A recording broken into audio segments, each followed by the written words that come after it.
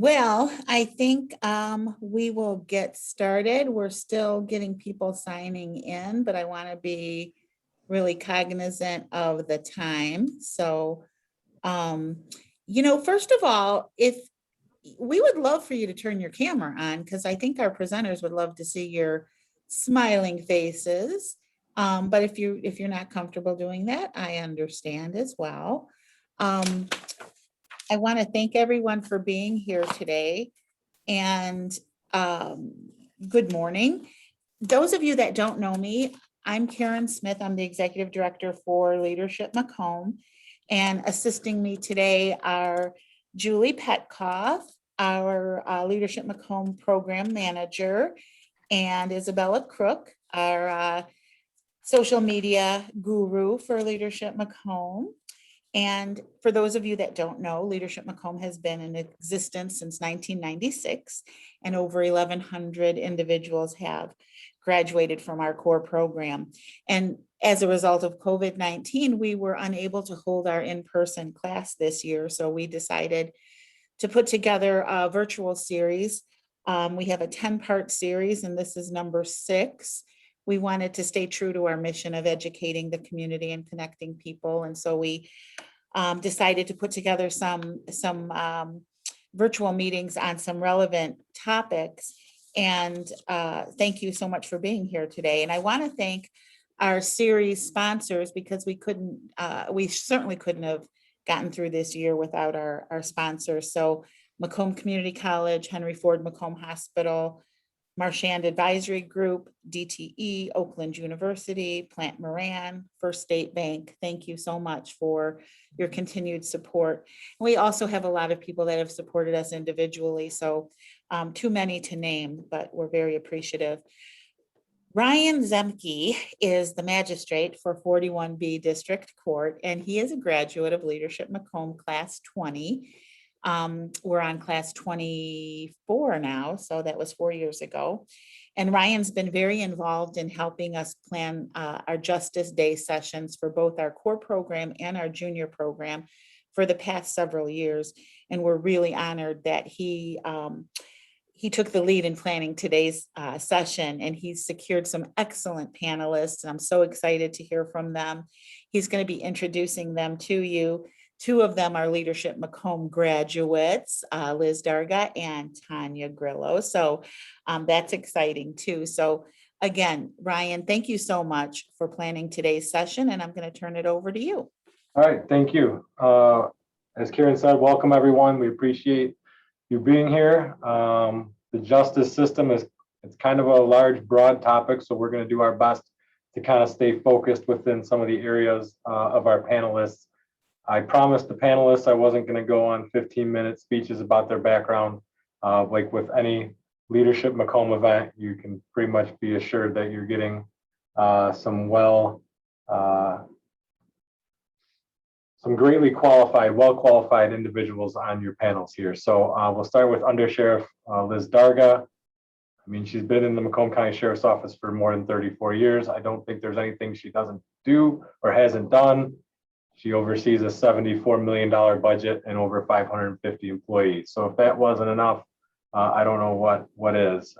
She's Leadership Macomb Class 23, and she's going to give us the perspective from the police end of the justice system, as well as some of the stuff specific to the Sheriff's Department, such as the jail. I don't know who you got next on your slides. Just roll through.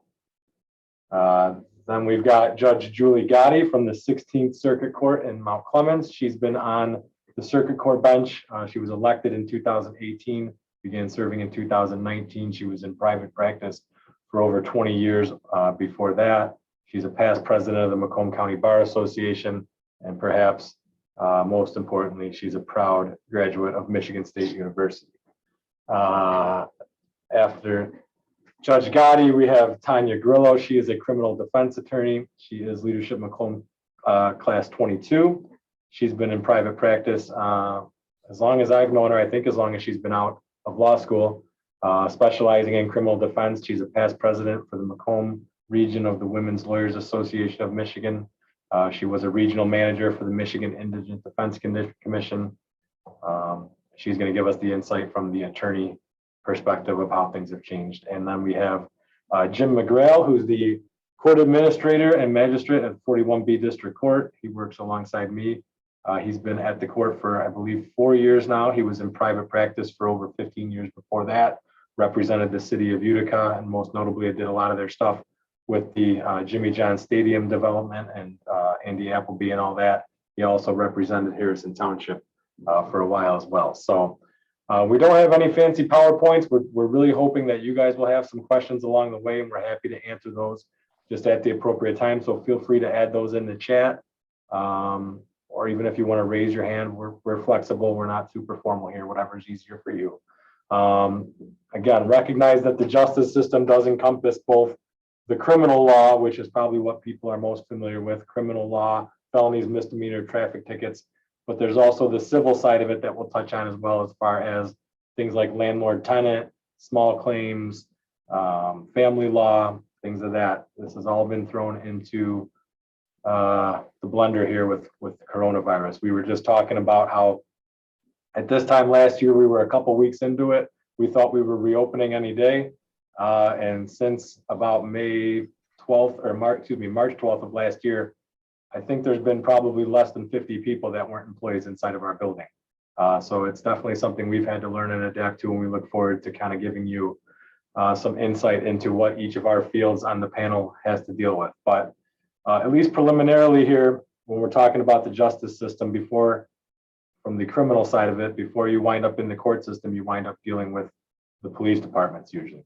So I'm going to start off with Under Sheriff Darga as far as the early days of COVID, I guess we'll call it, back about a year ago, when nobody really knows anything about anything. We're all afraid to leave our houses, well, at least most of us. And then you have our first responders through the sheriff's department and other departments that are now having to decide how they're going to adapt and do their job when, you know, normally if you pull up to a car on a traffic stop, you don't know what you're getting into, but now you have to worry about potentially contracting a disease. So if you could start off with some of the early concerns from the police perspective, as far as how you're doing your job, how you're responding to calls.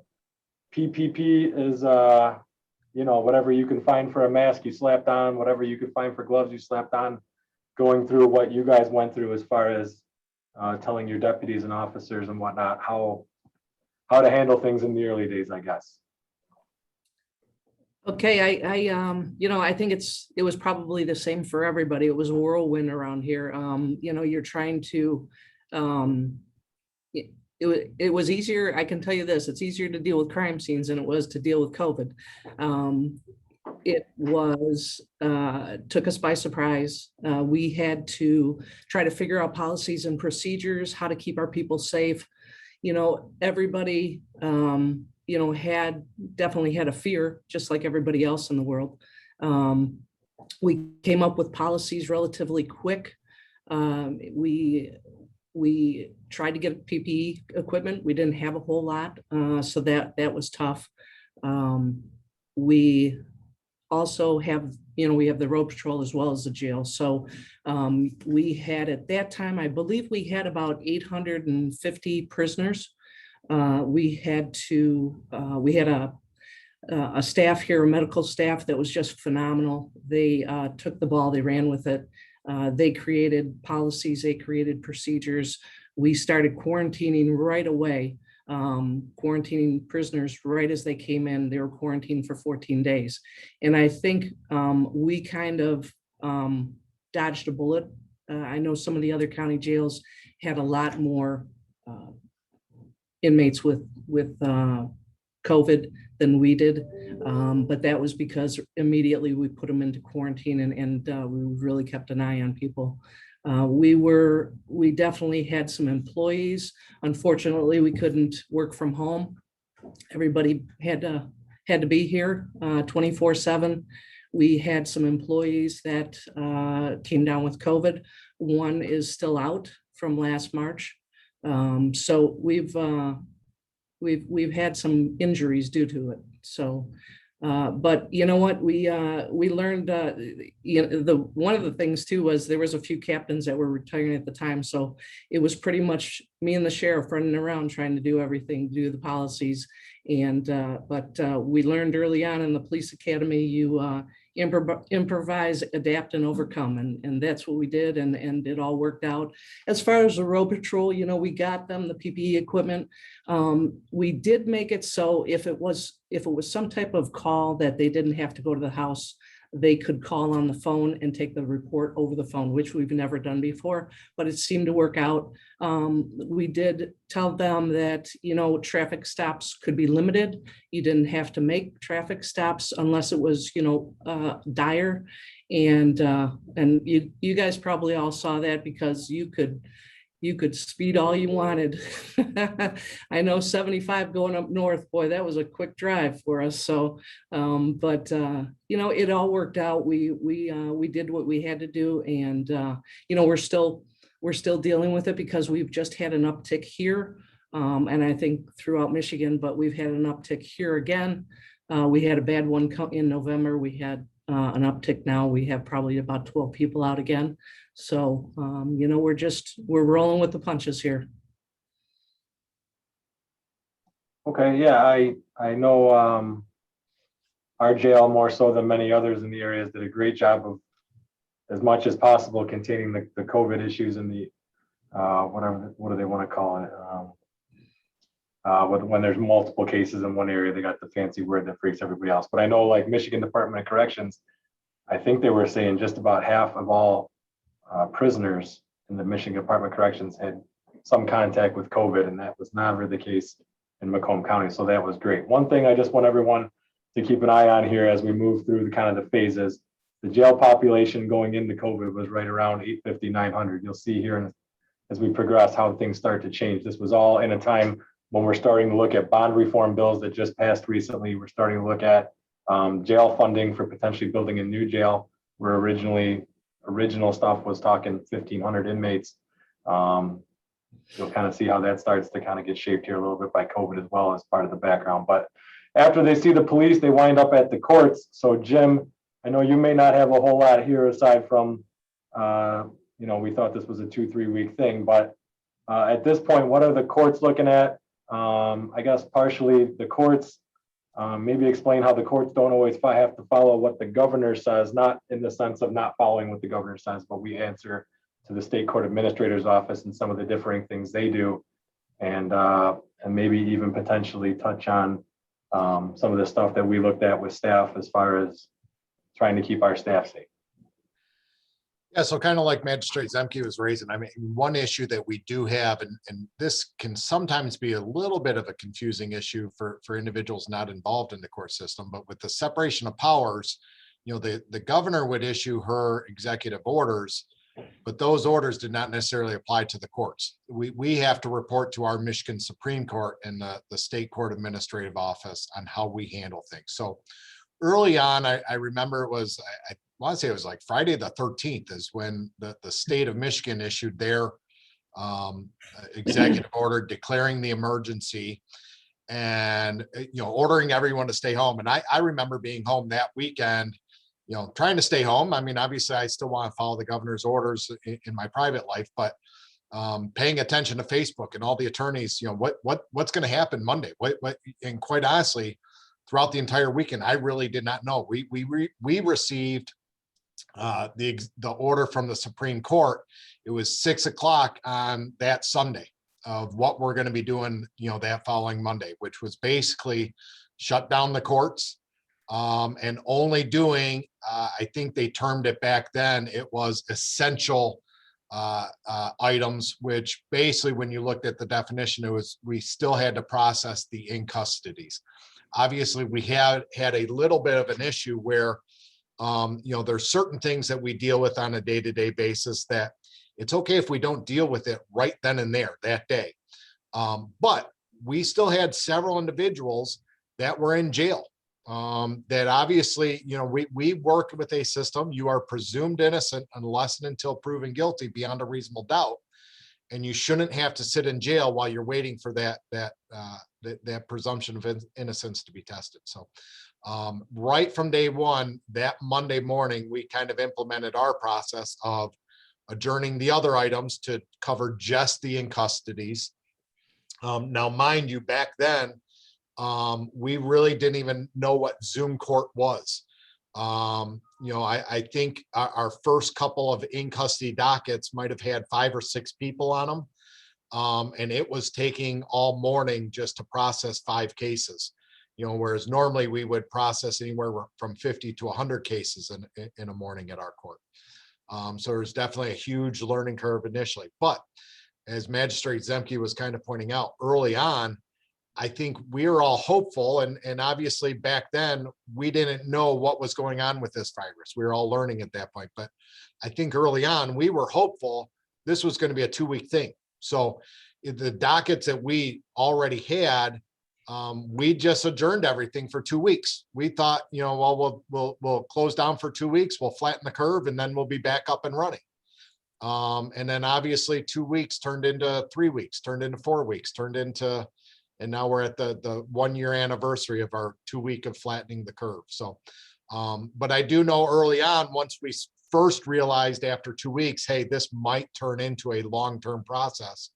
One of the first things that we did was basically implemented a rolling schedule of clerks coming in. Obviously, without conducting what we were conducting at that period, we basically dropped our staffing levels down to 1/3, at least to start with.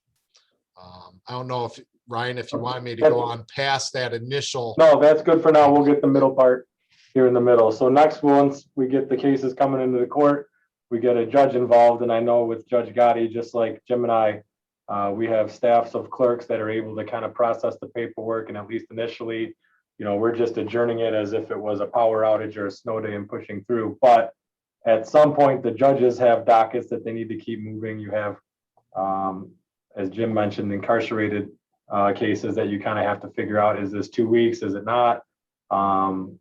You've got some attorneys that are wanting to come to court. You've got some attorneys that want nothing to do with being in public. You've got the same thing with witnesses and defendants and your own staff, and different judges had different perspectives. So at least from the standpoint of when this kind of first begins, and you've got 15 judges in circuit court, what are you kind of looking at from a judge's perspective here? Thank you, Ryan. Reliving this right now is a little difficult. I honestly haven't really thought back to a year ago and what it felt like. To add to it, my husband was COVID positive on March 22nd. So we had it in our home right away, and we were displaced from this office right away. And all of those things kind of were happening at once. And it's a little hard to relive it. It was so, just the unknown was so big. I would say, certainly from my standpoint, the first thing that I did and the sheriff's office does, just, I'm in awe of how the sheriff and undersheriff run that department. The first thing that we did is we get a list all the time of how many inmates we have in. I get that at least every week, maybe more often than that. So the first thing I did was print my list, and, certain people, you just get kind of tired of them not listening to you. And, you finally just out of pure frustration say you're going to serve a sanction, or there's certain people who are really close to the end of their term of incarceration after sentencing. So the first thing we did here was go through that list, and I did several orders the first day when this was starting to come down the pike and I was still in the office. I signed orders to release those that I knew were no danger to the public, and for whatever, and I know the files pretty well, and I pulled anything that I needed to refresh my recollection why they were in, and made sure that those offenders got out so that undersheriff doesn't have to deal with another inmate that they're in the care of. And I know those numbers went down drastically right at the very beginning because only those that truly were a danger to the public or had, extraordinarily serious charges against them were deemed not eligible for a personal bond with maybe a tether or some other way of watching my criminal docket, the folks on my criminal docket. The court and the Supreme Court did just a phenomenal job of getting the Zoom licenses and getting us trained on it right away.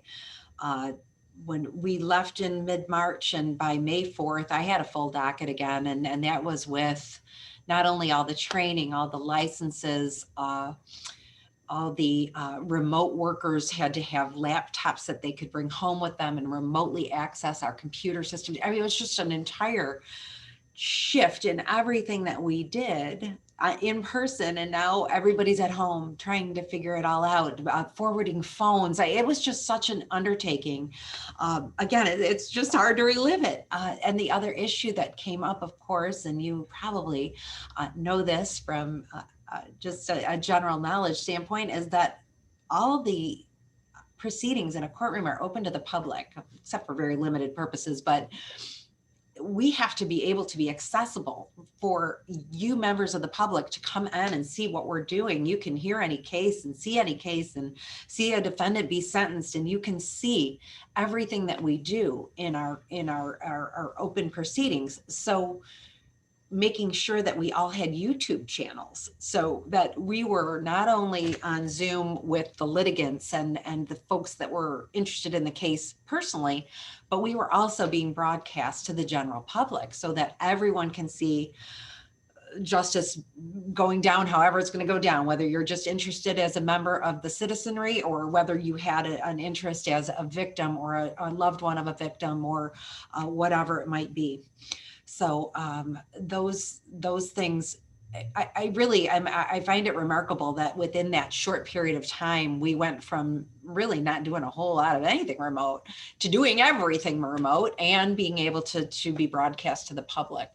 So just kudos to all of those IT type people. The other thing that became a problem right away is we didn't have any way to turn on the cameras or in the transcript recorders in the courtroom because we need a transcript of everything. So we could be on Zoom, and Zoom technically records, but it's not really under the court rule good enough for the transcript. And so 100 little things that came up while we were working towards getting remote that everybody had to kind of adapt to, training, remote working, laptops. Now we have, now we're just so used to it. This is how we do it. It's interesting every day. I think something kind of hilarious actually happens every day, which, you know, I had a lady come to me the other day and she's just walking through Walmart. She's shopping. One of the criminal defendants, she's in my court in trouble for a crime, and she's going to just shop at Walmart while she comes to court. And ma'am, do you work at Walmart? She's like, oh no, I'm just doing my shopping. I'm like, at some point we have to still have some level of decorum here. I know Zoom is different. I know that it's easy to lose sight of the fact that you're appearing in a courtroom, as good as a courtroom gets right now. It's a virtual courtroom, but you should still have the same type of respect for it. So that happens all the time. I've never seen so many bare-chested men who are coming to court on a criminal matter. Seriously, I'm putting you back in the waiting room, put a shirt on. You're in court. So those things happen every day. I have 100 funny stories, but I won't keep your time. We do an University Day with the, oh, I'm sorry, Ryan, am I up? Well, I'll come back to you in a second here. I know we all have really good Zoom war stories, and hopefully we'll have some time at the end to share them. You'd be shocked the stuff we see at court. I mean, even when it was in person, you might be shocked some of the stuff we see in court, but even more so on Zoom. But I want to just jump over to Tanya real quick. As far as the attorney perspective at the early outset. Michigan, the buzz phrase is one court of justice. We all technically fall under the state court administrator's office as one court in the state, but we have 100 district courts, around 60 circuit courts. And around this time last year, even in Macomb County, what's happening in Clinton Township is not necessarily what's happening in Warren. And again, you have clients that may want to go to court, clients that don't want to go to court, judges that want you in court no matter what, judges that don't want you anywhere near court. At this point early on, with you guys scrambling, I can't imagine. What are you doing? How are you handling clients? Of course, in the background, you have your incarcerated population, which obviously wants out, but some courts just aren't open and handling stuff like they normally would. So what are you seeing from the attorney perspective as far as this initial rush to get things figured out when nobody knows what's going on? Yeah, so I just looked at my my online calendar, to remember the last day I was actually in a courtroom in 2020 up until the very, very end was March 12th. March 12th of 2020. So that was my last, I was a public defender assigned in Shelby Township. So I had a full docket. My law clerk at the time, I had sent her to spring training with the criminal defense attorneys of Michigan. And so I started getting text messages from her saying, they are shutting this down. They are sending us home. We're not going to be able to finish. They're going to give me my credits for the day, and and what happened. And then it was just all, everyone started canceling dockets. And so as a defense attorney, you're right, there were our population of lawyers are everyone from the millennial to the baby boomer, right? And everything in between. And so we have some people who have issues with their health, and they're very concerned about going into a courtroom. We have other people who are like, I need to go in. I'll wear whatever you need me to go in. We have the jail populations, and we have our clients that are incarcerated, and we have no way to get a hold of them because at some point we realized that we can't get in there anymore. And so when we used to be able to visit our clients, that now we need to change how we do that. And so at the very onset, it was a total cluster, and insert the right verb or adjective after that. It was just chaos. And so, and I was living downtown Detroit at the time. And so all of a sudden I wasn't coming to my office here in downtown Mount Clemens, and everything was shutting down in Detroit. Wayne County shut down way faster than anybody else because the population is different in Wayne County, and the numbers started soaring in Detroit. And so a friend of mine had a meeting in at Detroit PD at the early onset in March. 5 people at that table, 4 of which had COVID, and nobody knew. And then 3 of those individuals passed away. And so it was just a domino effect. And so the population started getting decimated. And so in Macomb County, we did a really good job. So like there was a call to arms from the ACLU, as well as the State Appellate Defender's Office, and all public defenders across the state of Michigan. We need to start filing motions to get incarcerated individuals out of the jails because it's not safe for them to be there. We need to move them around, get as many out as you possibly can. And so people started filing motions, people started volunteering to do extra things, all pro bono work. But in the interim, what everyone's saying is right, the dockets just stopped moving. And so I do a lot of work across Macomb County and into other counties. And so I still have cases that are pending in East Point District Court, 30th District Court, that were supposed to resolve last March. That are, I have court dates at the end of this month and next month. And so we are even still scheduling things. I'm the managed assigned counsel coordinator for 2 district courts. So I work with Southfield as well as East Point in all their indigent defense systems. And so we have court cases that are now months and months out. So they're like 30 to 45 day adjournments, if not longer, depending upon things. And so the resolution, and we can talk more about how things are working today, but back then it was the ultimate kicking of the can. We had no idea when we were coming back in there. And it was so difficult to advise your client what to expect the next few weeks, when we were going to go back to court. In addition, in Macomb County, we had another district court that had a mold issue that shut down right as COVID hit. And so we thought we were going to go back there at some point sooner, and then all of a sudden there was nothing. And so I had clients who had been arrested in that jurisdiction in early February.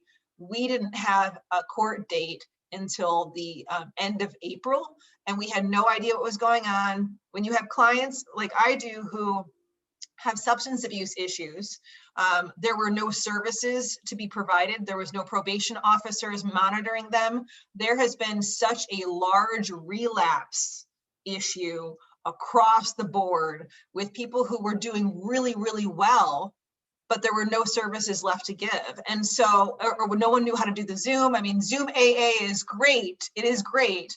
It's just not as effective as if you're sitting around a table with someone. And so those things didn't come back up online until after the governor lifted her order for June. And even then it was part and parcel. So it wasn't as effective, I think. But I know the judges and the magistrates here have seen it firsthand. The bond violations are skyrocketed.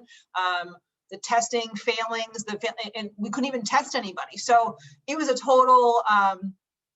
it was totally nuts, absolutely nuts. And from the perspective of what we were going to do next, it was any given day. I mean, I didn't physically go into a courtroom again until my first court appearance in 2020 after March 12th was December 17th. That was the first time I actually physically went into a court building again. So just real quick, and I know you're primarily criminal law, but a lot of the stuff we heard from colleagues, at least in the beginning of this, with respect to family law, how difficult, let's say, you have a child custody agreement that maybe isn't getting followed ideally. How difficult was it to get a court date to get that addressed in the beginning? It was absolutely insane. And I know Judge Gotti practiced a lot of family law prior to taking the bench. And so I did intermittently at the very beginning of my career, but my friends who have solely family law practices, and I mean, all the attorney forums, because we have forums that we're talking and asking, like, how's it going over in this county? How's it going over in that county? Getting court dates for violations of custody agreements, because parents were concerned about transferring children, especially if you had a parent who was a first responder or someone that worked in the hospital systems, or I saw one case where one of the parents worked in MDOC, and they're like, absolutely not, my kids coming to you, because they knew how the numbers were blowing up there. And so it was crazy. But then you also have people stuck in quarantine who had been contemplating divorce for years. And let me tell you, this made or broke their relationships. Like, you either fixed it or you didn't, and they couldn't wait to get out of that. So we've seen lots of domestic violences, assault cases blow up, more alcohol related offenses. All of that stuff skyrocketed in the first probably 3 months of COVID, but those numbers have continued to stay pretty consistent as well. And imagine all the people that were probably had a pending court date scheduled to finalize their divorce. Now, not only did that get adjourned a couple months, but they were forced to quarantine in most cases with the people they were trying to divorce. So that caused all kinds of fun for the legal system. Yeah. I mean, if you have any friends of yours who are lawyers, I mean, the memes about divorce stuff across Facebook and all those things, I mean, that's true. I mean, it was just, you couldn't make some of that stuff up. All right. So I want to move towards the quote unquote middle of COVID, which is admittedly, I don't know what the middle or the end is, but kind of as things start getting developed, once we get over the initial shock and we understand, this isn't a 2-week to 1 month thing. This is going to be here to stay for a while. We start getting more and more direction. So let me kind of target some questions here kind of for each of you. Under Sheriff Darga, I know we talked about jail count in the beginning. I know Judge Gotti started talking about having to make those decisions about cases that have to get adjourned for a while things get figured out, letting people out of jail, keeping them in jail, and all that goes into that. What did rough numbers, would you know what our low point was for jail count a couple months after this started? Our low point was under 300. Under 300. So about a third of what was there when it started. Oh yeah, exactly. The sheriff and I had never seen it that low. Yeah. So the state's trying to work out bail reform and all this, and it turns out they just needed a giant infectious disease to work all that out for them. Yes, exactly. So they were in the middle of all these multi-year studies, and then COVID hits and the whole jails are cleared out in 2 weeks. So again, good and bad there. Now we're back to we're getting the PPP, we're keeping officers safe, we're learning more about this. Any increase in certain crimes, such as, the domestic stuff where we're suffering through quarantine, any increase in things like that, like Tanya had mentioned? You know what, we actually, I had the Detective Bureau pull me some stats, and we compared 2019 to 2020, and the domestic violence was, maybe 20 cases up.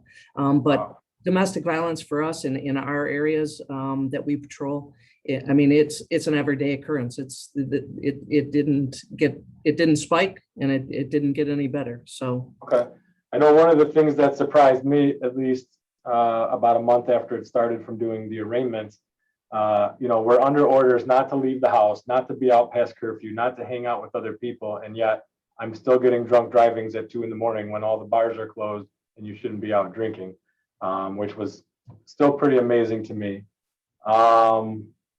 What was my next question? Oh, without getting full into politics here, there was a lot made about the executive orders and then from our county executive and how we enforce, if it's a retail fraud case, that is something that our legislature puts on the books, votes on, passes a law. You guys enforce the laws. Some of the executive orders may have taken a shortcut in that process. So there was some confusion and some dialogue, at least publicly in the media, however you want to put that, about if they're enforceable because they didn't go through the legislature, who should be enforcing them, whether it was a sheriff's department issue or a state police issue. Anything in particular with the executive orders and the state home orders that maybe you want to touch on and how your department looked at that? Sure. We took complaints from people, people would call and say, this restaurant is open or these people are doing whatever, or, and we would go out to the businesses, speak to the people, ask them to comply. And I don't think we had one person that went against us. So I don't recall any tickets being issued. And, sometimes it's all in the way that you talk to people and, Sure. and they came around and we didn't have any problems. Okay. Going back to Jim, as far as the court system now, we're past the point where this isn't a short thing. You had mentioned you guys were on, or us guys, you guys, whoever, we work together. We're on a skeleton crew. Once we start realizing not only that the caseload is going to be decreasing here, but most likely the state court has indicated that there's only certain cases we can handle for the foreseeable future. What effects does that have on the budget and the staffing and as far as that kind of stuff from the court's perspective? Yeah, so I think for us, for our court, I think we really turned the next chapter beginning of May. I think beginning of May is when we started realizing, look, this is going to be a long-term issue that we're dealing with. Our caseload dropped tremendously between mid-March and the beginning of May. Not to get into politics of it or whatnot, but one issue that district courts have to deal with is we have funding units, that like it or not, a lot of our revenues, most district courts, we don't not necessarily want to be a revenue generator for communities, but communities definitely don't want us to be a cost to them.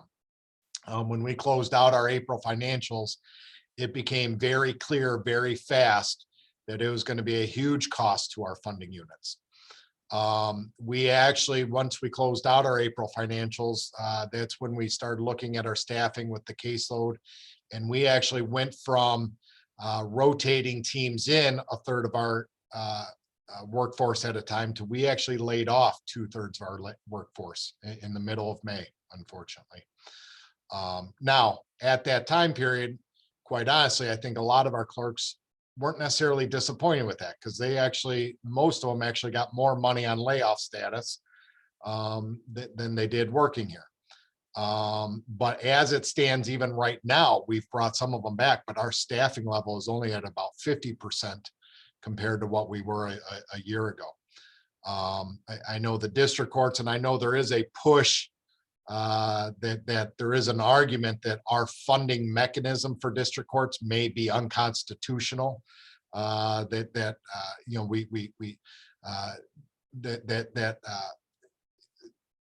we do assess all these fines and costs, whereas you don't necessarily have that up in circuit court. So there is some push in the legislative to do that. But I think the beginning of May is when we kind of sat and looked, and that's when the Supreme Court started issuing its return to full capacity order on how we're going to start reopening, what type of cases we're going to be able to do, depending on what phase we're in, what access to the court that we have.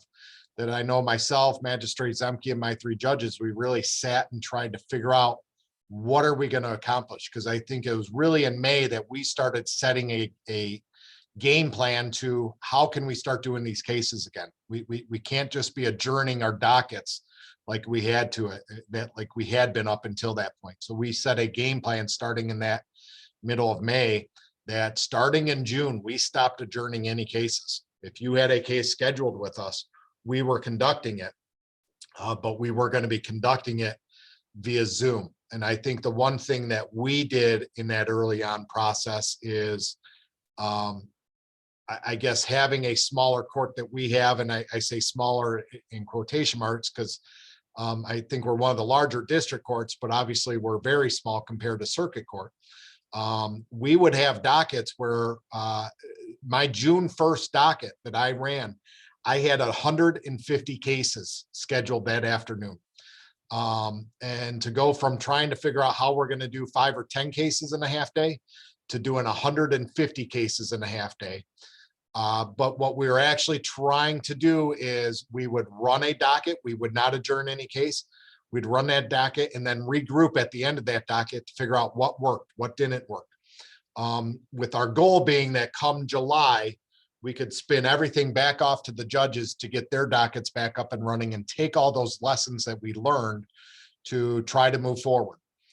So that was really kind of our mid-process at our court, is trying to figure out a new way. I think historically the legal field had always been very slow to adopt to change. I heard it. I've been the court administrator here at my court for 4 years. I heard it in my court and I heard it as an attorney for a long, long time. Well, that's the way we've always done things. And I think what we learned in May is we can't just do things the way we've always done things. I mean, we need to figure out a new way, and we need to learn. We need to learn on the job rather than figuring out. I think historically, whenever we would create a new program in the court or statewide, we would overanalyze it. We would work on it for years and years and years before we'd roll it out. And we did not have that luxury when we had to try to return to full capacity here.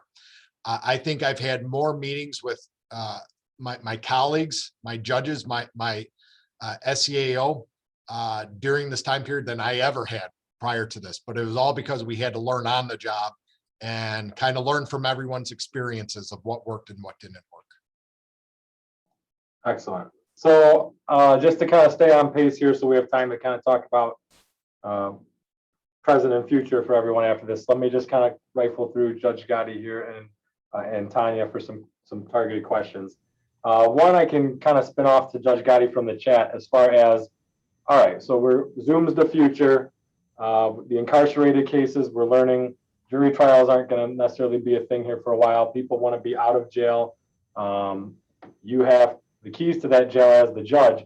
So the question from the chat, which I'll kind of clarify, was what metrics did the jail use to determine which inmates were released and which remained in custody during COVID?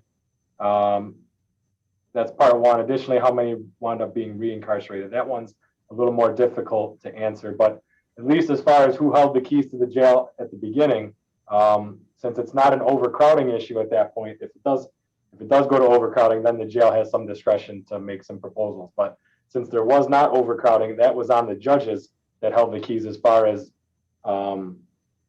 deciding who's in and out. So as the judge that has your list of people incarcerated, and I know you touched on it a little bit, what are you looking at as far as when you're making a decision to let somebody in or out? How much does that weigh on you individually from a mental standpoint when you're looking at potentially keeping someone incarcerated, which may be not a great healthy lifestyle decision, so to speak. It could cause some health issues, and then letting them out and weighing the risk of danger to the public with that. How do you look at that as a judge? To say that every decision weighs on me is an understatement. You are constantly hearing the arguments from the prosecutor's office as well as from the defense attorneys, as long as we're talking, just about that criminal world right now, and really trying to analyze it on a case-by-case basis, each defendant being treated individually. And there were no blanket metrics, absolutely on a case-by-case basis. Billy, it's a really interesting question because I would get what we call a PSI file here, which oftentimes if someone's sentenced, I have their pre-sentence investigation report, which is extraordinarily detailed. One of the categories contained in that long report is the health Obviously, I know their age and I know their health. I also know the crime that they committed and how many crimes they've committed over the course of their lifetime. Certain people who I felt were extraordinarily dangerous and they were young and healthy, they are not going to look as good to me even when a brilliant lawyer like Ms. Grillo comes before me and makes an impassioned plea that, you know, and a lot of what I heard from the defense attorneys in those early days was they've got 365 days in the county jail and you've trained, now it's a death sentence. Well, part of me thought our jail is doing just an amazing job of quarantining the people who are coming in and out. There was no more weekenders where sometimes folks will have 30 days to serve. They'll serve it on weekends. We're not doing weekends. We're not bringing people in and out. They're quarantining everyone that's coming in. So people would tell me that they had, COPD. And I'd look back in that pre-sentence investigation report and I'd say, there's nothing here in your past that shows that you've been medicated or that shows that you gave a history of having any kind of breathing issue. Or I had one guy tell me he had asthma, and I don't have anything to base that on. So just really, truly dialing down and being extraordinarily individualized and making those decisions. And obviously when guns were used in something, they're going to be far less likely for me to feel as though you're appropriate to be out. Homelessness is obviously a thing that we think about all the time. I don't want someone who doesn't have stable residence to be out of jail necessarily, because now we're dealing with shelter issues so they've got nursing staff that's amazing at the jail. They've got, they're getting 3 meals and getting nursing care if they need it. So if you don't have stable residents and stable healthcare out in the public, sometimes I looked at that. It was really, I don't know if I'm answering your question, Billy, but it was really a tough place to be in. And that's why I do this job. And it's an honor to do it. But you just try to do your best and really, really talk to the defendant, talk to the attorneys, and see if by letting this person out, am I putting the residents of the state or the county at risk from more criminal behavior. With the lockdown, it was a little easier to say for those that were maybe on the fence, house arrest. So again, I can put GPS tether, iron cuff type tethers on folks and say, you're not going anywhere unless you get, if you have to go out for COVID testing or medical appointments, you can leave the home. But we're going to do house arrest instead. But they need the stable environment to be able to do that. So as far as the criminal activities on those that I released, thankfully, to my knowledge, there's no nightmare stories that I can tell you. Ms. Darga might have some, Undersheriff Darga, may have some additional details on that. But thankfully, from my standpoint, I didn't have any horror stories to share about those that were released. They seem to have, and again, I'm not really talking about folks that were imprisoned in prison. This is more your people that they're capped at their jail time of a 365 days. So the jail is 365 days or less. And the prisoners in the MDOC or the state prisons are those little more serious sentenced folks. And on the basis of the ones that haven't been sentenced yet, again, just, looking at the allegations, oftentimes talking to victims who, for an example, an aggravated stalking, you're going to have someone who's going to come out and tell me, I am absolutely terrified he won't stop or she won't stop. So all of those things I would hear and make the call. So I don't mean this to be smart, but the biggest part of being a judge is making judgments, right? Now we're in Zoom world and you're trying to assess what to do with someone that's maybe there with a sentencing.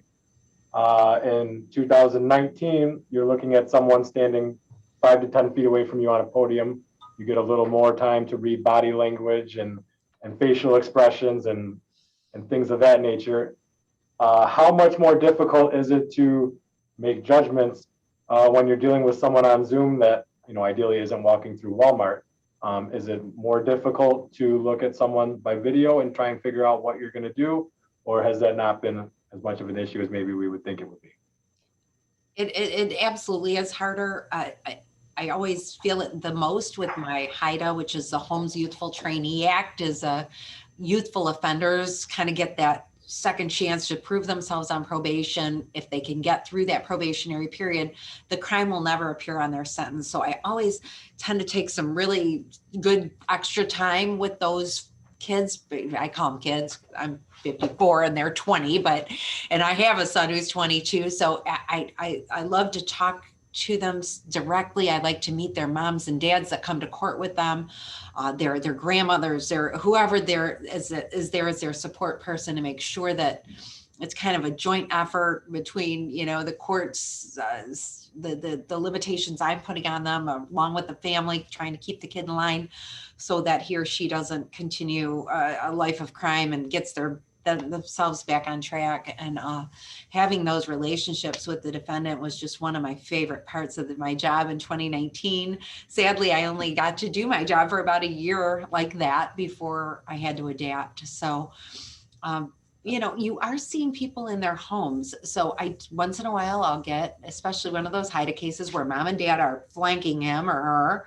And I do get to still have a little bit of that, but it's extraordinarily difficult. And I'm sure that all of you on this Zoom call probably, I don't know, I think you probably agree with me, maybe not. I find that it's really easy. I've known, Ryan, Tanya, Jim, I've known them forever. I could have a conversation with them over Zoom and we would have a normal conversation. Establishing a rapport with someone new in your life on Zoom is just a challenge. And so these folks that I have before me, I don't know them. They don't know me.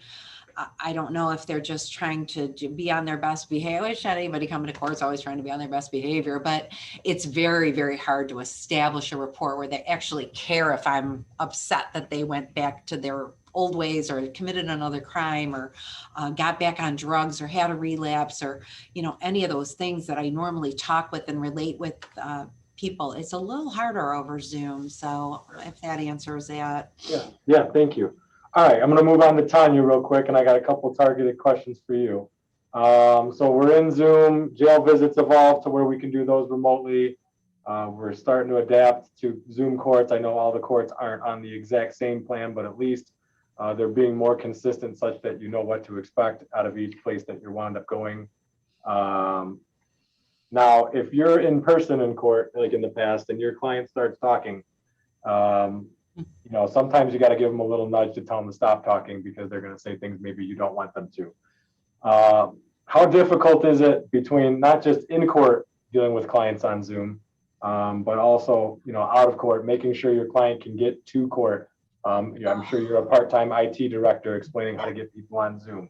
I'm sure there's also the good in that it might be easy to meet with them, but from the perspective of not being able to always stand next to your client, what are some of the things we should know about that? Sure. So I always say that I got a poli-sci degree for my undergrad. Lots of attorneys did. I should have been a social worker. I should have got a psychology degree, all of those things, because that weighs more heavily on what I do every single day. So when we were in 2019 and for the 10 years prior, when I'm standing next to my client, I'm prepping them for us walking up to this podium. From the moment we get to the courthouse until we're in front of the judge, or for weeks prior to, depending upon what type of relationship this is. And when we're standing up there, I could gently tap their hand at the podium. You will see attorneys kick their client. It does happen. Like, just stop talking, you're making it worse. Or I can just simply say enough, right? And so I have no control over Zoom. I have no control if they show up clothed. I have no control of whether or not they are laying down in their bed. I've had people taking baths while we're on Zoom. I'm like, please don't stand.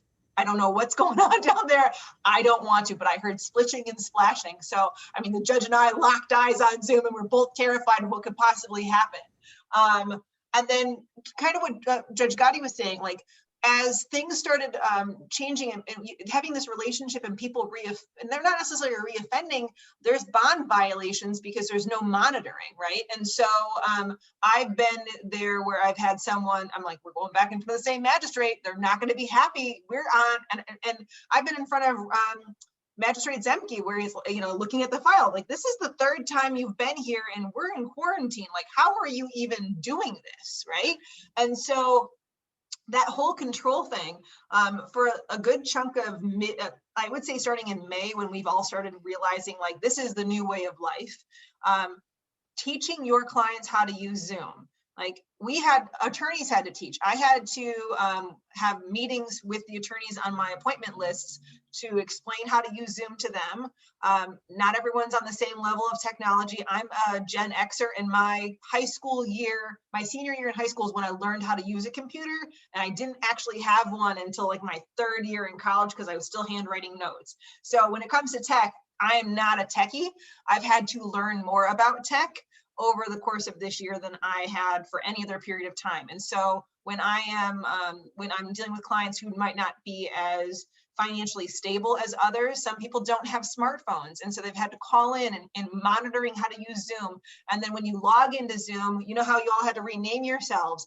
Try explaining that to someone who doesn't understand technology. So I spent a lot of time doing that. And then courts are frustrated because they can't match you with the right attorney, and it makes you wait longer. And so in some places you're waiting 4 hours to have a hearing because no one knows who Samsung 3.5 is, right? And so, and no matter how much time you tell someone, they don't understand to click the button. So it's kind of chaotic.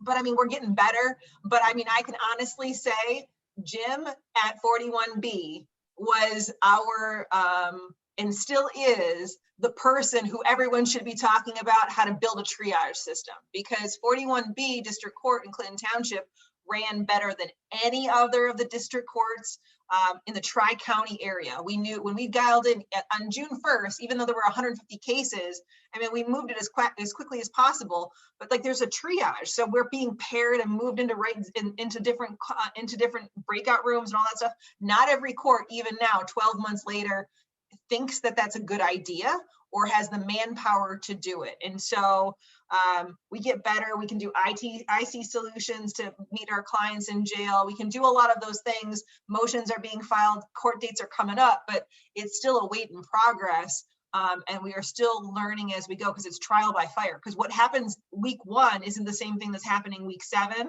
or even in today's world, we could still come up with a better process. So I'm still waiting for trial dates and things like that. So it gets a little hectic, but I mean, we start figuring it out. And by midsummer, I mean, everyone's liking the freedom. So like all the memes, all the screenshots of attorneys, we are business on top and we're wearing our flip-flops on bottom. So there's lots of people that like that way of life.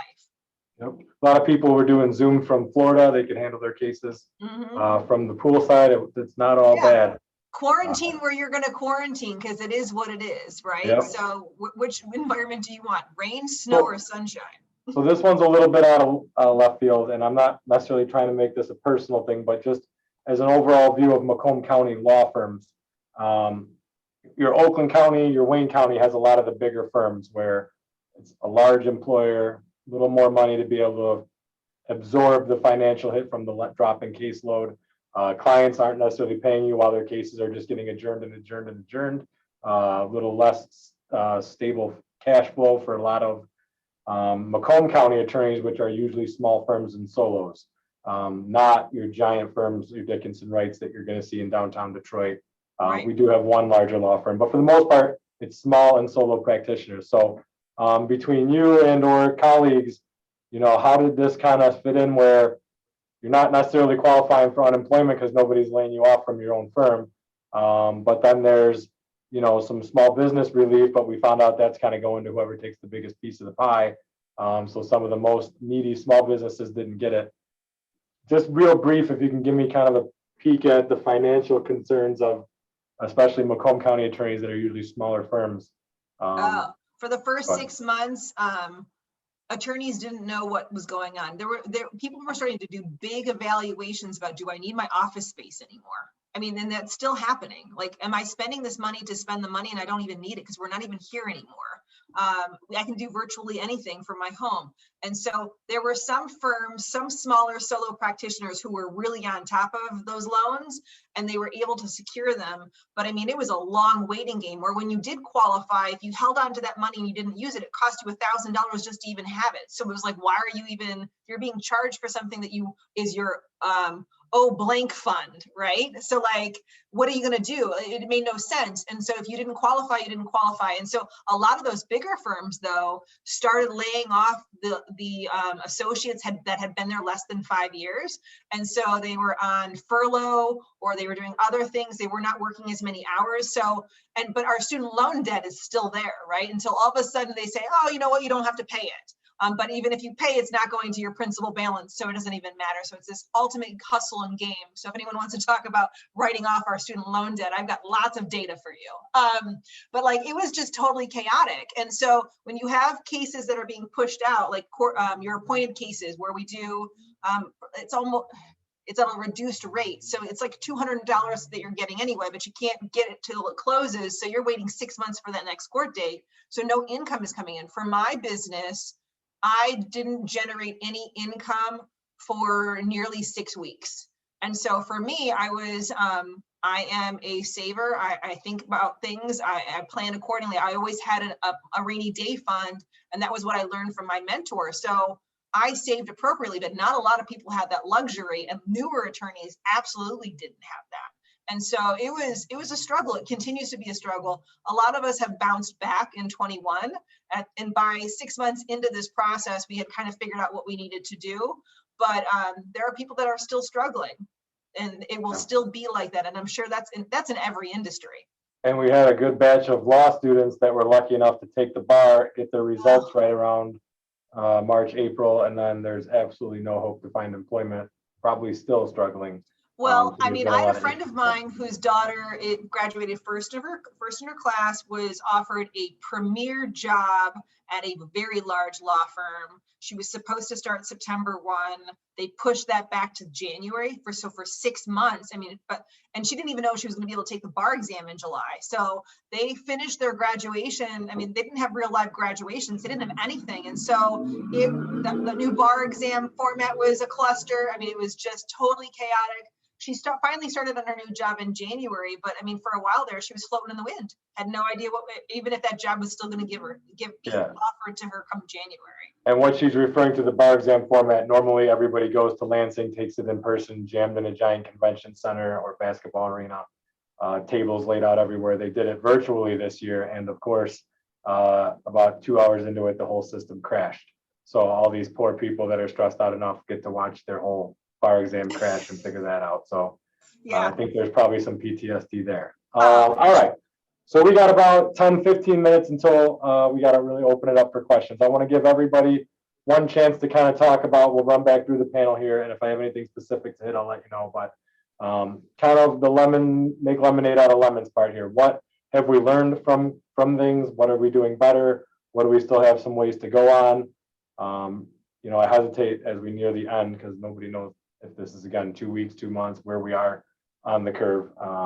Hopefully we're getting through it as we get more vaccinations and all that good stuff through this. So I'm going to cycle back through kind of if I have any major points I want you to hit, but just let me know or us know some things that maybe the good that's come out of COVID, because this doesn't all have to be negative. I know, for example, we're probably never going to do traffic court in person again, unless you really want it that way, because that was just a giant waste of everybody's time to come down here for 5 minutes to get your ticket handled when we can do it from Zoom from work by Zoom. So I'll start off with Under Sheriff Darga, the theme we kind of been tracking.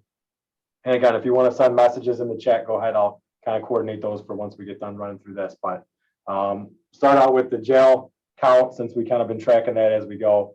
I know that one because I got my email this morning, but we're around 500, 550 the last week or so.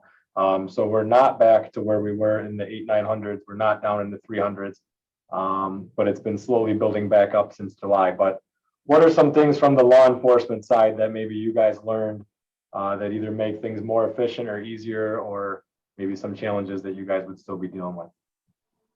I think we, you know, the sheriff and I are wonder if the jail count will go back up. I mean, Right. we've been hovering right around 550 for all this time. I don't know if it'll go back up to 800, it depends on the judges.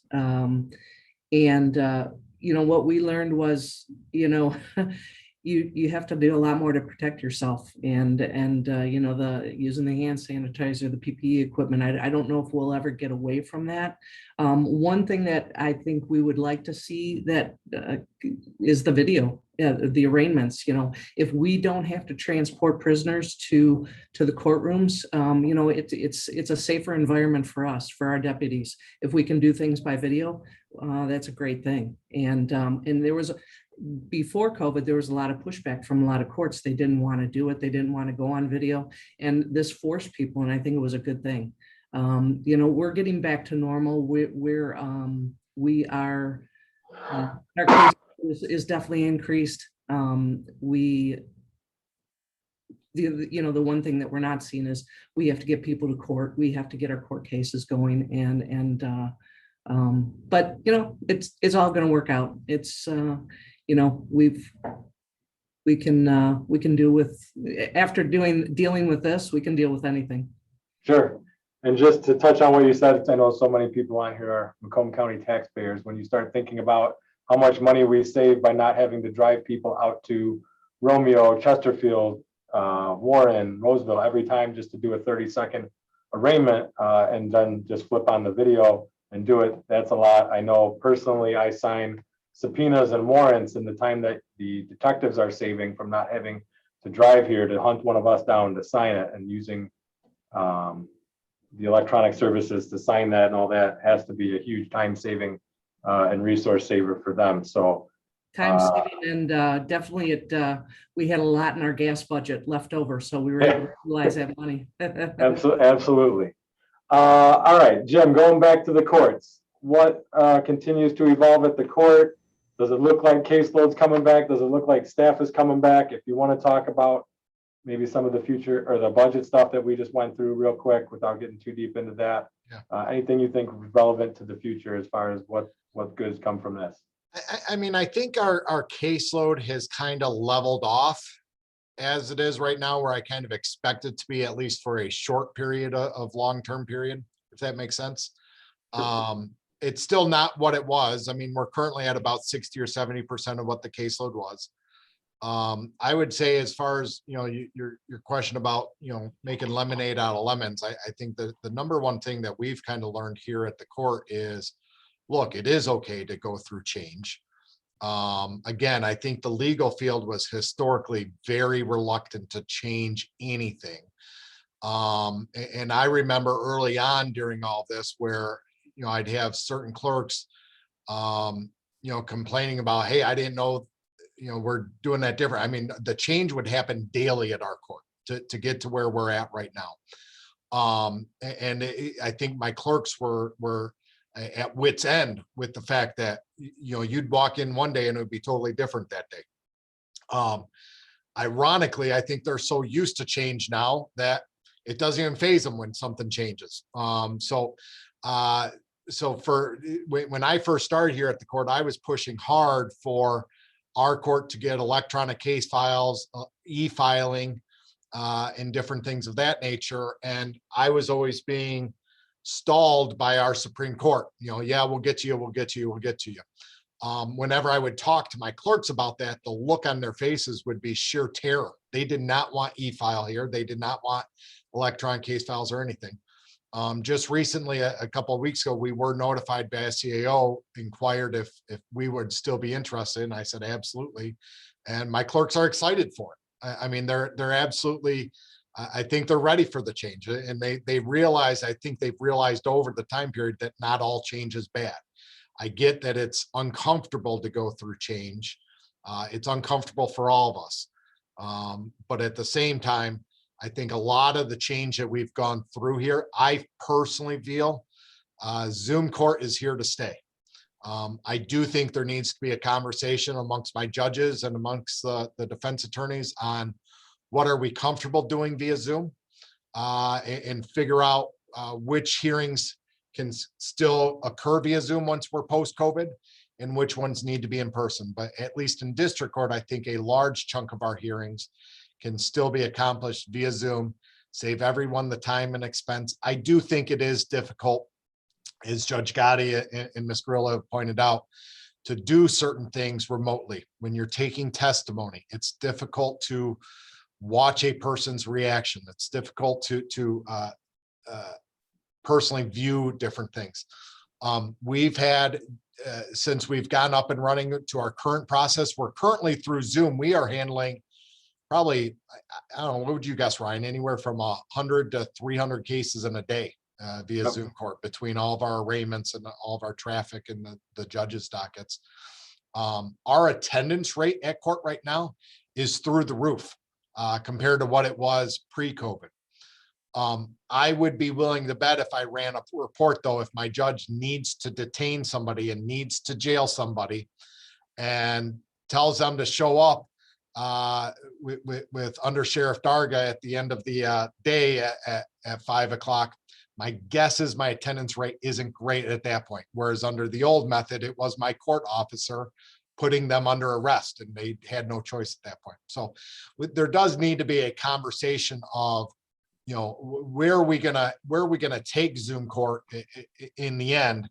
I still think there needs to be something you know, we need to make that decision. If there's a chance that you might not be walking out the front door of my court, that maybe that does need to return to in-person at some point. I see Julia asked the question, do you think we'll get all of our staff back? My hope is to always get all of my staff back, but that kind of gets into the political question of how much my funding units are willing to pay for. Okay. My funding units have always had the pleasure of not having to pay for our court. We were always a self-sufficient court, and we can only be self-sufficient if there's enough cases. And when our caseload is at 60 or 70%, we don't have the same number of cases to actually assess the fines on. Ultimately, that's getting back to the political question of that the funding units would have to answer as far as that goes. All right, let me switch over to Judge Gotti, and I'll give you the general, you know, what's been working, what are some of the future things you see both as a judge and at circuit court.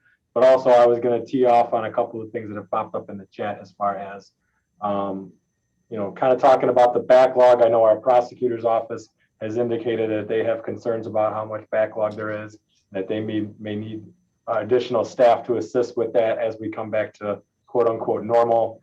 If you're seeing that kind of a backlog in your court, and then also a couple questions about jury trials. And are we going to see a large influx of jury trials? I know everybody on here loves jury duty and making sure they come there to serve their civic duty as a juror. So backlog, jury trials, and then anything else that you might have. All right. Yeah, a lot of what Jim said does apply to our court too, with the way administration has reacted to this. So I agree. We went for the last few things that were not available for e-filing at circuit court. Everything's on e-filing now.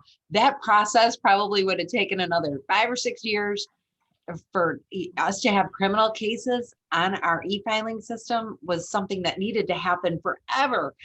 So that's something that was, it just really accelerated that process. So I'll say one good thing, and then I'll talk about the backlog of jury trials, which is a terrible thing. I've got, you know, again, administration has done an amazing job. The challenge is, of course, when you have a jury pool brought into circuit court, because of the way that voir dire goes, which is impaneling that jury, who are the 14 people that are going to sit, 2 alternates in a jury of 12 on a criminal case, or 8 for 6 people that are going to sit on a civil case. We have to bring an extraordinary number of people into this courthouse in order to be able to select those people. So I've had capital cases where, you know, I'll bring 65 jurors up and I'm going back down and getting another 50 or 60 up just to get a jury of 14 people, especially on those sex crimes. It's just really hard to get people to be able to sit and not have any biases when perhaps a child has been victimized in a sex crime. So we are limited to 55 people in our jury room with 6 feet social distancing. So if we get back to jury trials, which we were able to squeeze one in before the numbers went into a surge again, Judge Ed Servito had a trial. It's pretty interesting. If you like the court system, if you're interested in the way that justice is going right now, YouTube's great. You go to our website, all the judges are listed on there as far as the whole state, I think, and you can just click on them and watch court in any court that's going. We're on YouTube, but so the courtroom is completely flipped. I should have probably sat out there so I could have changed my camera around and showed you. The jury's actually going to sit out in the gallery once they're chosen. So there are 14 seats throughout the gallery because there's nobody in the public there. The attorneys face the other way so that the witness comes up and sits in my chair because I have the acrylic glass around me, and especially in the criminal arena, defendants have a right to that confrontation, and the civil cases, the veracity or the honesty and reactions, and how much do you believe this witness? It all really, you kind of need to have that facial. Wearing a mask isn't the greatest way to do that. So they sit up in my chair. The witness sits up in my chair. I'll go in the witness chair in the jury box, which isn't being used right now. And all the mics have changed places. And it's a huge ordeal. But again, when we start back up with jury trials, I only get one a month because we stagger the floors. So there's, the floor 2 through 5 have criminal judges, or 6 to have 5. 6 have criminal judges on them, civil criminal judges. So only one judge on the floor can be conducting a trial during a week. So another good thing that I'll say is perhaps, and I think this was maybe the experience of the couple of jury trials that went during COVID, perhaps people understand that it's okay not to go to your job for a little while and serve on jury duty. I think before, when you talk to a juror and say this trial is going to last for 2 weeks, you could just see the look of terror in their eyes. Like, how am I going to check out of my job for 2 weeks? That can't happen. I am indispensable at my job. So I'm really hoping when we get back to it, people are like, all right, 2 weeks, I'm going to, give to my community in this way. I'm going to do somebody's constitutional rights are hanging in the balance, and I'm going to actually sit and be a fair and unbiased juror. And I understand I can get out of my life for a couple of weeks and serve my community in that way without any complaint or any trying to get out of it. So that's a positive, hopeful thing. Definitely. All right, Tanya, let me get a couple of the positives from you before we go into the speed round for the questions. I'm assuming just from being in private practice before, you used to have to either turn down work or refer work out because there was no way you could make it to 4 or 5 different locations in the morning. But now you can do it all from your couch potentially with no pants on, like you said, I guess. So, what's it like to be able to take cases in Muskegon and Traverse City and Macomb County and hit all of them in the same day? And then any other general benefits you want to talk about? Sure. So there are some benefits because you don't have to drive anymore. So that always took forever. So if you're a solo practitioner and you were in 3 courts in one day, you're always calling someone to say you were late. And you were at risk of making a judge upset somewhere along the lines. You still have that risk because now in some places we're stuck on Zoom for a few hours waiting for our case to get called. That's not always the case, but in fact, I had someone call me from Jackson County, seeing if I could do a case in Jackson County. I'm like, as long as they're on Zoom, I can do anything. I'm not driving to Jackson County. That's an entire day. Those are the pluses to all of it. You can do work virtually from anywhere. I was in Hawaii a couple of weeks ago and working from Hawaii. So I was 5 hours, it was a 5-hour time difference, but I was still able to do some work if I needed to. But I mean, to go with what Judge Gotti's talking about, the jury trials and things like that. So there was a conversation on a forum about the jury trial that happened in Judge Servito's court. And so one of the constitutional risks that we have, is the fact that can a juror hear what we're saying when our mouths are covered with masks? can we see the reactions that we need to? Body language is a big deal. And so I absolutely refuse to hold any hearing where there's any testimony taken virtually. And absolutely, I will continue to wait. As long as my clients are out on bond and there's no issue, we're fine. But then you have some people who want to push the button and you know, they want to argue this 180-day rule. Like, that lapsed a long time ago, right? So, you know, there's some pluses and minuses to it. It is here to stay. I agree that there are some hearings that we never need to actually physically be in a building with, but it also requires the prosecutors and the defense attorneys, or plaintiffs' attorneys and defense attorneys, to actually have conversation before we log in. Right. So I know I've had conversations with judges like, it's made my dockets move faster because it forces this conversation. But for the first few months of all of this, nobody wanted to talk to one another. And so you have to be I mean, if you didn't like that prosecutor to begin with, and now you got to call them on their phone. I mean, some people had some problems, but we're hopefully working through it. You can get a lot done beforehand. Some places do pre-trials without the court ever being part of the conversation now. So we're able to get business done when we log in. And so I hope some of that stuff is here to stay. It'll make our lives easier. I think the process will be more accessible to litigants. I've had clients where, you know, they couldn't take a whole day off of work to get to court. And now it's just a matter of logging in. And as long as they have the login, and we know, and I can send a text message and say, hey, we're up next. They know they need to put the screen on. So some of that stuff has helped. But there are some situations where, just like Judge Gardy was saying, like, and Jim, if we sentence somebody, are they actually showing up? And so some of that's a little bit more difficult. I've had people actually call me afterwards. I'm not going. I'm like, well, then there's going to be this thing called a warrant, and then they're going to pick you up, and then there won't be any consideration because now you defied an order. So some of that can be a little bit more tricky, but we'll figure it out. I think, and I've had this conversation with Judge Gotti too. We were forced to be innovative.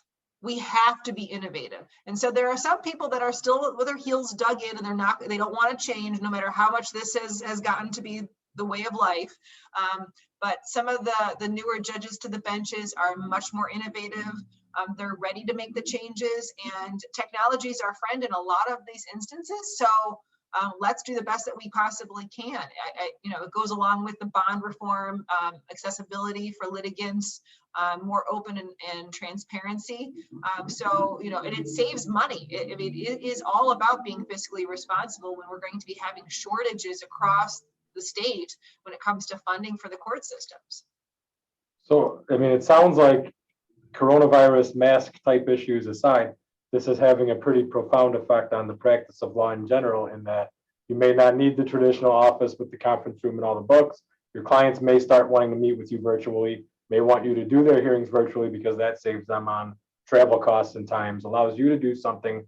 So the whole practice essentially is evolving, perhaps in a good way, along with what we're dealing with. Is that fair? Sure. I mean, there are great things about it, and then there's a pain in the butt about it, right? So me having those one-on-one conversations with my clients where I can look them in the eye and I can figure out what their need is. Because like I said, I'm more of a social worker 9 times out of 10 than anything else. I'm trying to find the programming that they need. I'm trying to figure out what an issue really is, so that way we can get to a solution together. That's a little bit more difficult via Zoom, via phone, but in this 12 months, I have only had clients come into my office 4 times. And or if they've stopped by, they've dropped something in a box for me, so that way I could get it that way. But I mean, really, we can do everything online. It just changes our dynamic a little bit. So, I mean, using software to help have signing of agreements, the transactions that have to occur between attorneys and clients, those things have all evolved. Some people were already doing it. This has just forced the majority of us to do it that way now. Okay.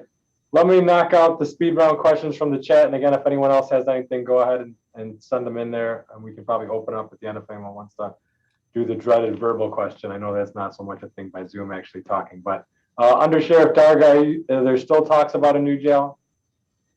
No, unfortunately, that's kind of off the table. We might be looking at something where we could get a medical mental health um, intake facility, something downsized version, but the cost of repairing this building is pretty pricey. And I So got to imagine there's just so much unknown right now, like you said, as far as does the population go up? Does it stay the same? It'd be hard to put a proposal together that you feel confident knowing what's going to happen in 2-3 years. right, and I think just the county government is unsure of Right. what is the budget going to be? Is it going to be downsized? We had to take a little bit of a cut here, and that's fine. We're able to do that, but right now the jail's off the plans. Okay. All right. One of the questions is how many on average COVID cases does the jail see as far as inmates? I know that's a tough one, but maybe talk about that a little. You know what, I gotta say that, and thank you, Judge Gotti, for all the kind words about the jail, because I would always tell people the jail's cleaner than Kroger's. So, Speedy Clean made a fortune off of us this last year. But we had not had any COVID cases for quite a while. And actually, I just got an email, and the COVID cases right now are 6. Which is still low, but we had gone months without any COVID cases. And these are actually people bringing it in. So it's not somebody that's here and is contracting it. So, these are new people coming into our facility, and we're still following the same protocol. We're still quarantining them. So nobody else is catching it. Excellent. One of the questions is, we talked about when jury trials will begin. How long will it take to catch up? And I guess preliminary thoughts on that are a lot of jury trials get set. I mean, out of I think it's like 99% of criminal cases wind up pleading out. Less than 1% actually go to a trial in normal times. So what I think a lot of the backlog are people setting them for jury trials to see if the witnesses are going to appear. Once they get scheduled and there's the actual real possibility of there being a jury trial and all the jurors there and the witnesses there, most of these are likely to settle, as opposed to we're not necessarily going to have all these things that are scheduled for jury trial actually go to a full-blown jury trial. Sometimes it's just let's see who shows up and talk about it, because things can get dismissed if witnesses don't appear. I guess I would defer to Jim or Judge or Tanya as far as how long you think it's going to take to catch up. I mean, just as Jim said, we're probably more efficient than ever, but we're still dying in backlog here. So it's going to probably be, I would guess best case through the summer for case processing.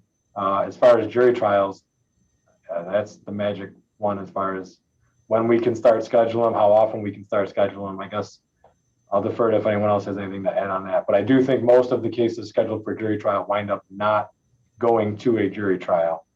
Well, and also when things are backlogged and we're doing all of these things, prosecuting attorneys and defense attorneys are starting to have conversation. Like, are we really going, or we're getting, let's make a deal. You know what I mean? So like, there are times where there's more negotiation happening now, and people aren't so stuck in like, this has got to be the way it goes. I think people are getting flexible when it comes to crimes that involve property. I mean, are we talking about restitution? Some of the victims want their restitution back. So like, we're working out deals. But when it comes to backlog, it's not just a jury trial date. Like, so in all of these jurisdictions, tickets were still being issued, things along those lines. So like in the city of East Point, there were 3 months where the city attorneys were not actually in the courthouse working on the complaints and things like that. So we had a 3-month backlog that's going to take us a while to get a hold of. So we're trying to like chunk things together and find innovative ways to get as many cases closed as we possibly can. And I think that's across the board with all of these jurisdictions. And I'm sure at circuit, the same thing is happening. Like settlement conferences are happening when it comes to civil matters. People are trying to resolve things so that way we can close cases for everybody. All right. So I know we're out of time. I want to be respectful for everyone that's here. I want to thank my panelists for coming out and participating. I greatly appreciate that. Thank you very much for that. Thank you all for attending. If you do have any questions, feel free to send them in to Karen or myself by email potentially. I'm always open to reaching out as needed, but I'll turn it back over to Karen at this point for the closing statement, I guess. Thank you. Thank you so much to all the panelists, and thank you, Ryan, for planning it. Thank you, Jim, Judge Gotti, Tanya, Liz. What an informative session. I know that you guys will all keep doing all the great work that you are doing. And thank you, everyone, for taking time from your busy schedule to attend today. Our next virtual session is going to be April 15th, and it's going to be focusing on the economic impact of COVID-19. So we've got some great presenters lined up. You can register on our website at leadershipmacomb.org. And thank you again, everyone. Happy